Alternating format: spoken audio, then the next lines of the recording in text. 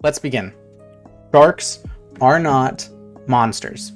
So you need to have an open mind here, all right, to go into this presentation, because what we're trying to undo is decades, almost half a century of misinformation, of over-dramatization, and of just straight-up lying, okay? And these things you might not even realize are deeply, deeply embedded in you because of the media you've consumed and you've been, raised upon. Some of you probably already are shark woke. Maybe you already know that sharks actually aren't that bad.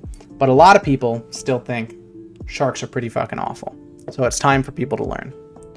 So let us start. So the first thing we need to do is talk about why you think they are monsters. Because a lot of people think that sharks are monsters. And it's important to examine why you think they are. So this is the basic reason.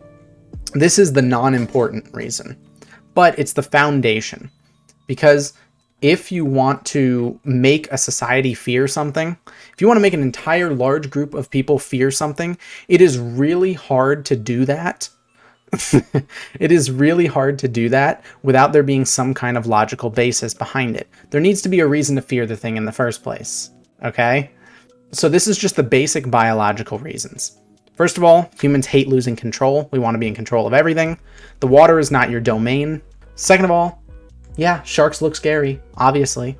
And hearing about shark attacks happening doesn't help. Third of all, we're not that far from our ancestors, Like nowadays, the average person might not have to worry, about apex predators. Like you're not running into lions or sharks or grizzly bears on a daily basis. But it's still important that we have that natural instinct for survival. So you have these things ingrained in you. But these things alone are not the reason that all of you hate sharks. They are not the reason that all of you are afraid of sharks. Because the reality is, the exact same reasons, the loss of control, the fear of, large teeth, powerful thing, and the fear of a predator in general, apply to a grizzly bear, to this dude right here. And I guarantee you, almost no one in society is anywhere close to as scared of grizzly bears as they are to sharks. And that's crazy because grizzly bears are fucking everywhere. And sharks you have to go to and then into the ocean to encounter a shark. Grizzly bears are just wandering around your neighborhoods. So you have to think about that. Why is that? Why do two predators that are essentially the same thing, actually one should be way, way more scary than the other. Why is there such an imbalance? Why does society as a whole fear and demonize sharks? And grizzly bears, no one really gives a shit, generally. You hear stuff about grizzly bears killing people, but, people don't really give a shit most of the time. Bears are considered soft and cuddly. Have you ever heard, a childhood tale about, a cool shark? It's fucking cool bears. Even in Nemo, Bruce is supposed to be the cool shark, smells a drop of blood, and then tries to fucking eat them. There is no positive role model for sharks. Now, let's talk about the real reason you think they're monsters. Yeah, there's a logical foundation behind it. People are scared of predators, but that's not why it's extreme as it is. This is why you're really scared. Everyone knows Jaws, whether you've seen it or not. The damage it has done is literally irreparable. Shark Week, same idea. And then the vast multitude of films and random movies and mockumentaries and, shit like that has been made, basically talking about how where sharks are the bad guy, where sharks are the ones that are demonized. And I don't think people realize on a general basis how impactful Jaws was as a movie. So here's something an interesting little tidbit I want to tell you about. Nowadays, people think of sharks as scary. You think of sharks attacking people. You think of all sorts of negative things when you think of sharks. In the early 1900s, before Jaws was released, before this kind of thing was commonplace, there was a man who had a particular interest in marine biology and was very rich and put up a $10,000 bounty for anyone who could provide proof that a shark could attack a human. This is in the same century as Jaws happened. The idea of a shark attacking a person was so unrealistic and unbelievable that people were willing to stake the modern day equivalent of $10,000 on it. Basically, it was unbelievable. It was not in the public's perception. It was not in the public's mindset. It was not something that people ever thought about. People weren't afraid of sharks. People didn't even think that a shark was capable of attacking a human or even would or had any interest. And then stuff like Jaws happens. And suddenly sharks are demonized. They're made out to be this giant monster that like feeds on people, lives to use people as prey. And now we have a society which, even if you live hundreds or thousands of miles from the ocean, you're still terrified of sharks. We're going to start disproving some of the reasons that people think sharks are such bloodthirsty monsters. And the first thing is this Bruce thing from Nemo. The shark smells a drop of blood and just goes absolutely fucking insane. It is so important that you understand how dumb this is. This is it's a trope, and it's said a lot that sharks can smell blood from a mile away. Not only that, there's a whole ass trope that when sharks, smell blood, they go crazy. They go like a feeding frenzy or something like that. Neither of those things are true. And the first thing that we need to talk about to explain why sharks can't smell blood from a mile away is that's just not how smell works. All right?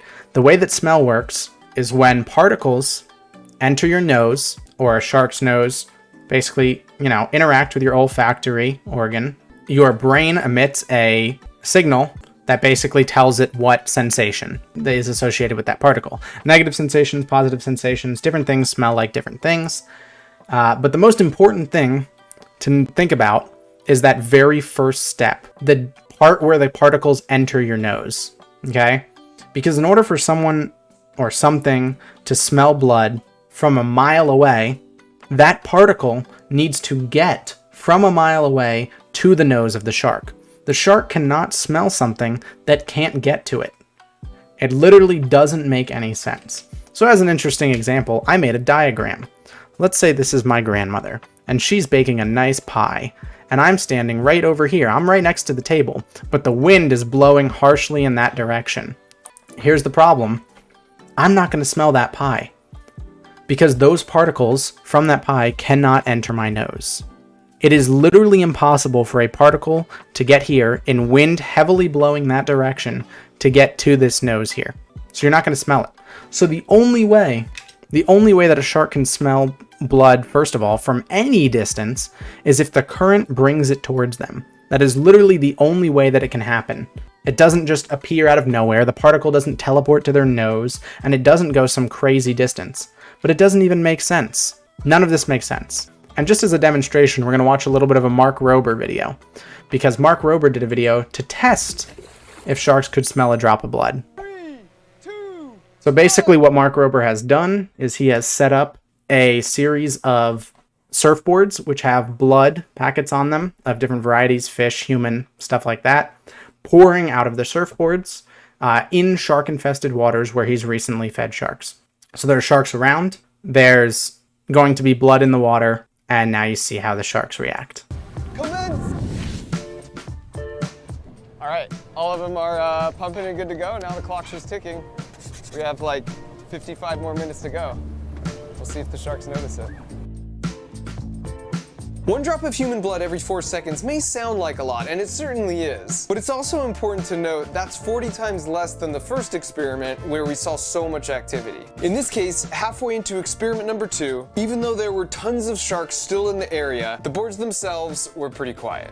And so after the full hour, we brought in the boards and once again reviewed the footage to see that over the course of an hour, 0 sharks checked out the control board, 0 checked out the slow blood pumping board, and exactly 0 sharks checked out the fast one. So this was by no means a perfect experiment, but I think, Like you said, by no means a perfect experiment. However, it is important to note that blood in the water does not equal frenzied shark, and does not equal shark being able to get to or instantly know that there is, something to get to and attack. Now let's talk about the facts on attacks. Now they've basically demystified the whole idea of sharks, talked about why sharks, aren't actually, these bloodthirsty killers that they're made out to be, and why you think that they are, why you're afraid of them.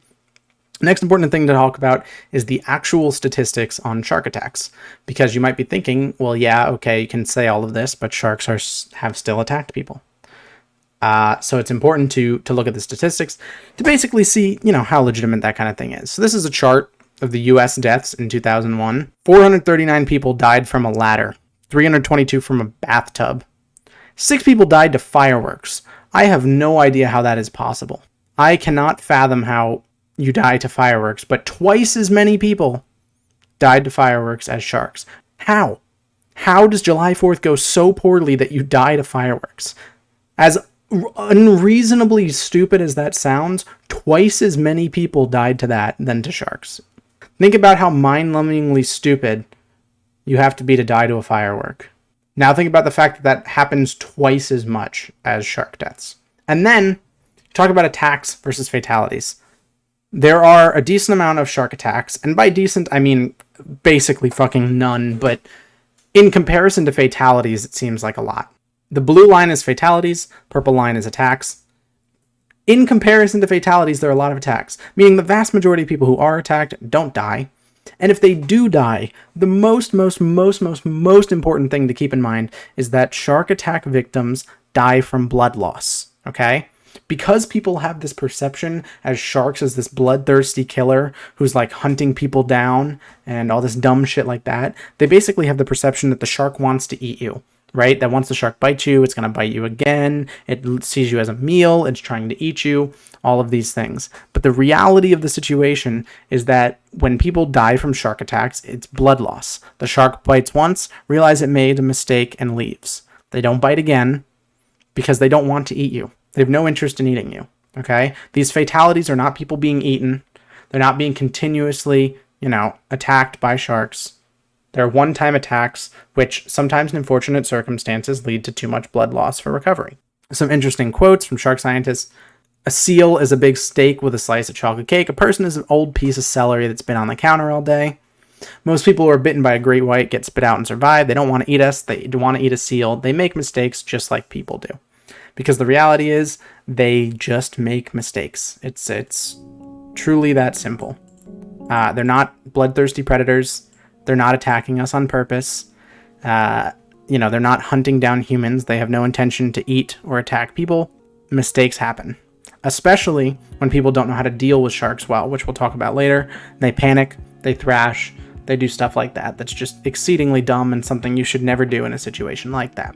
Interesting note. This is the past 100 years across the world of shark attacks.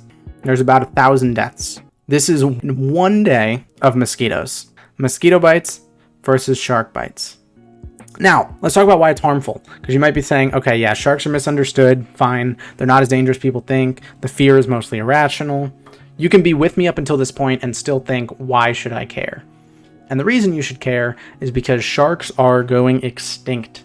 At an alarming rate because people are afraid of them, and it's seen oftentimes in a lot of cultures, but primarily in the Western world, as a very, very positive thing to kill sharks, because if you think sharks are dangerous to humans, killing sharks seems like, oh, well, I'm helping out humans. This is a population chart. This is just since the 1970s. So if you don't know, the 1970s is when Jaws came out. I think it came out in 1975. In 1970, this 100% is the population of all sharks, of these different species of sharks, okay? In 1970, it's not 100% of the population. They were already suffering from overfishing and population loss and issues like that. But this was their population at the time. This is their population nowadays, the red, okay? 99% of poor beagle sharks since the 70s are gone. 99% of smooth hammerheads are gone. 99% of duskies, gone. 99% of bulls, gone. 97% of scallop hammerheads, gone. 97% of tigers, gone. 80% of thresher sharks. Someone in chat earlier said how much they love thresher sharks. Well, guess what? 4 out of every 5 thresher sharks that was alive in the 70s is dead. Okay? 79% of great whites, gone. Okay? This red is the remaining population since the 70s when they were already in decline. Okay? The numbers are declining in massive amounts. And the reason is very much primarily fear. It's why this fear is so harmful to the fish. Okay? So there's an interesting quote here from a shark scientist in the Florida Museum of Natural History. Fishermen wanted to prove how brave they were. This is after Jaws was released. And with the ease of either taking a small boat onto the water or simply fishing from the shore, catching sharks as large as 500 pounds was possible with a reasonable size rod and reel. In addition to people fishing on their own, people sponsored fishing tournaments to initiate organized shark fishing for prizes. People feared sharks and hunted them at an alarming rate because they feared them and because it was considered a positive thing. No one cried for a shark. No one cared if you killed a shark. Okay, there are fish populations people care more about, and a lot of people will try to argue that overfishing is the main reason. But this species decline that you see in sharks is nowhere near the levels of regular fisheries decline. The decline of cod, salmon, stuff like that is very real. Those populations are heavily declining due to a variety of factors. But losing 99% of your population in 50 years is insane. Shark fin soup is another thing. So a lot of Asian countries now view shark fins as delicacies. Don't even eat the shark. They kill the shark, cut off the fins, and then throw its dead body in the ocean. I don't know the years or the dating on that. It's still something that happens. A lot of that has been internationally banned, but those countries don't necessarily have to listen. As I'm assuming Westerners, most of us are Westerners, considering we're all speaking English here, it's more important to consider that what we can do, because we're not stopping the shark fin soup industry. The most important thing is raising the next generation to not be so fucking terrified of sharks. We don't want this, this instilled fear in every human being for absolutely no legitimate reason is absolutely ridiculous. And its effects are not the kind of thing that you can measure, right? Like, you can't just say, oh, because a bunch of people are afraid of sharks, that must, equal this amount of sharks extra dying, or this amount of, negative public perception. You can't draw direct conclusions like that, but it seems pretty obvious that if an entire society brings or believes an animal to be negative, believes it to have no purpose in the ecosystem, fears the animal and wants them dead, or just does not give a shit about the animal at all, the animal is going to face serious consequences in society, because no one is crying for these 99% of these species. No one's giving a shit. There are shark scientists. Yeah, obviously they're going to give a shit. But among the common people, no one gives a shit. People tend to care a lot when faceable animals go extinct. Animals that you can look at and say, oh, I don't want that animal to go extinct. Those animals tend to raise more money for efforts against their endangered. No one gives a shit about fish. No one gives a shit about sharks. People aren't raising money for them. The issue is a societal perception. The reality is probably a lot of shark species are going to go extinct, and there's not much we can do about it anymore because there's not enough time to shift it. But raise your children without a fear of sharks. Let them know when they see a show and a shark approaches and some evil music plays that, it's over dramatized. Let them know that Shark Week is a bunch of horse shit. Let them know that Jaws, although an incredibly well put together movie, is probably one of the most, societally dangerous things we've done as far as, the environment and ecosystems go in human history. For what it is, Jaws is it's a great movie. The public's perception, I don't think you can blame on the movie producers. Especially, it's not necessarily presented as fact. All right, so an interesting data that I wanted to take a look at. This is the amount of people killed by sharks every decade. So you got 30s, 40s, 50s, basically from the 30s to the 2010s. It's data on how many people are dying in the US to shark attacks. So we already know it's exceptionally low, less than 1 a year. You can see its peak in the 50s, 9 people dying to shark attacks. That's over a decade. That's still less than 1 a year. And you might think this graph is interesting to look at. You've got the ups and downs. You've got clearly some representative data of sharks killing people, until you take a look at the next slide. And this is a chart where the red line is the amount of sharks killed by people. This scale here is 150 million, by the way. This top line is 150 million. The red line is the amount of sharks killed by people. The blue line is the amount of people killed by sharks. And you might be thinking, Zach, where is the blue line? Well, guys, the blue line that I just showed you from the last chart is this flat line on the bottom of the graph that blends in with the x-axis. Because that's how fucking irrelevant it is. It's literally non-existent. At the lowest point, this is around 24 million sharks killed. The last thing to talk about is how to just be a decent human being. I told you, raise your kids not to be afraid of sharks. Address that bias in your mind when you're watching a show and, evil music plays, the dun dun dun, the fear of sharks. Just be like, hey, this doesn't make sense. That's all you have to say. You don't have to fucking, entirely reshape your cognitive. You don't have to address all of your biases. Just say like, hey, that doesn't make a lot of sense. And as far as physically, here's how you avoid sharks. Don't swim at dawn or dusk. You shouldn't be swimming at dawn or dusk anyways. The ocean's cold. You know, don't do that. That's stupid. Don't wear shiny things. Shouldn't wear shiny things in the ocean anyways. You're gonna lose them, okay? If you're gonna see a shark, the last thing you want to do is panic and thrash and look like a seal or look like a fish and force them to make a split-second decision.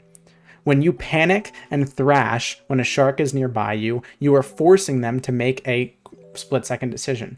And finally, swim in groups. Because what sharks generally are when it comes to shark attacks is curious. They're investigating with their mouth, or they think you're something else. They're curious, they're inquisitive, and they don't know. They are smart creatures, okay? But they're a lot less willing to be inquisitive and curious when they're encountering a group of organisms rather than an individual which they feel safe taking on if they need to. If you do all of these things, you have the Zachary guarantee, the Zachary seal of approval that you will never ever get bit by a shark. And if you do, sue me, I guess, because it ain't gonna happen.